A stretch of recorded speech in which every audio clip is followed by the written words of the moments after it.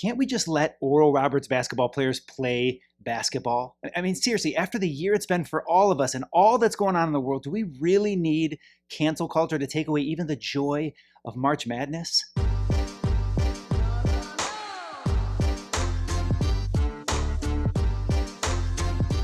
Remember when college basketball was actually about basketball? You know, those good old days of when the words March Madness it elicited emotions like joy and excitement and even absolute disappointment because of our busted brackets. Remember when it was all about being one of the biggest and most exciting seasons in all of sports, where 68 college teams, they just play their hearts out through 7 rounds of some of the most intense and beautiful basketball that you've ever watched? When it was all about the true underdog, that Cinderella story of the year. We all remember that because it speaks to something just deep down inside all of us. That it's that reason that we push through. If you're an athlete, you push through hundreds of hours of grueling practice, sweating until you don't have a drop of sweat left. It's that drive to be the best, that drive to put it all out there, to be that last team standing at the end of the big dance. March Madness is such a fun time to be a sports fan, and there's something inside all of us that makes us feel like we're a part of our favorite team, like we're on the court, like we're going to be the ones at the championship.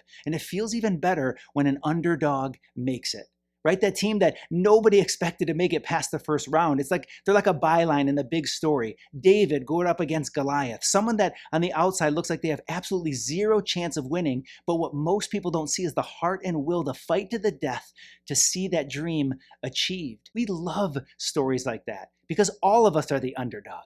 That's why we love movies like Rocky, The Karate Kid, Rudy, Miracle, and maybe even fitting to this story right now, Hoosiers. These are the stories that we all will watch. We'll watch them over and over, regardless of how many times we've seen them, because it elicits feelings that the inside that we long for. Those stories are feelings of strength and courage, fighting for what you want no matter what.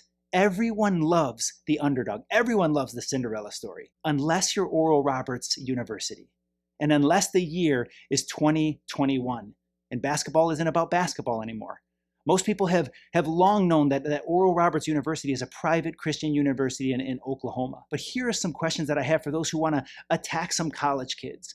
And remember that word. These are kids. Kids who have worked their tails off and fought so hard to get there, just like every other team in the tournament who really nobody cares about when it comes to their beliefs and their background. So these are the questions that I have. When did the beliefs of the school determine their merit on the court? Answer, never, unless you're a Christian. And unless it's 2021. Number 2, how many questions did we ask about the background of Loyola Chicago in 2018? Or Florida Gulf Coast in 2013? Or Davidson in 2008 when Steph Curry, who is a Christian, was on the team? How about in 2006 with George Mason? Let's even go back to 1983 with NC State when they were the Cinderella story 38 years ago. What did we know about their university? And if anything, what did it have to do with their performance as basketball players? It didn't. Unless you're an avid fan of the school, you had no clue what they believed because you didn't care. You just love seeing some college kids play college basketball during one of the biggest college tournaments of the year. That's how it's always been, and you and I both know it. We all do. And unfortunately, in our cultural climate of vitriol and intolerance, ironically, those who want to silence Christians for what they believe have free rein to attack anyone, even if it has nothing to do with what they're doing at the time. I mean, do we see this double standard? The new tolerance says you have to agree with me or you're going to be violently hated,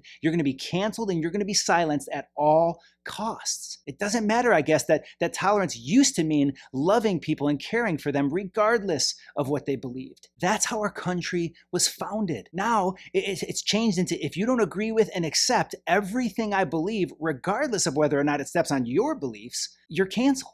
Right? Do you see it? The new tolerance says you need to agree with me. I don't have to agree with you, but I can destroy you and erase you and cancel you if you don't agree with me. That's the world's most epic double standard. This is the best quote I've ever heard on this. It says, our culture has accepted 2 huge lies. The first is that if you disagree with somebody's lifestyle, you must fear or hate them. The second lie is that to love someone means you agree with everything they believe or do. Both are nonsense. You don't have to compromise convictions to be compassionate. Because here's the truth. I can love you even if you believe different than me. I can and will love you and your family and your kids, even if I don't stand for what you stand for. It doesn't mean that I hate you or I don't love you. It just means that we believe differently, and that's okay. It's what this country was founded on. So guys, let's stop canceling each other. Stop the hatred that some are trying to call inclusion and love. That's not love. Love is letting our kids, letting these college basketball players play the sport that they love and work so hard at. Love is cheering them on despite what you feel about their school and its underpinnings. Love is celebrating that Cinderella story, their work ethic, their cohesion as a team, their drive to succeed, and hopefully their drive to win against all odds. That's love. That's what we should be celebrating. Love is letting our kids play without it being a national controversy. Let them be on the court and let them play the game that they love most, and let's show them that we love them and we support them no matter what the underpinnings of their school is. So God bless you. I'll see you next time, and until then, keep seeking Christ first in your life.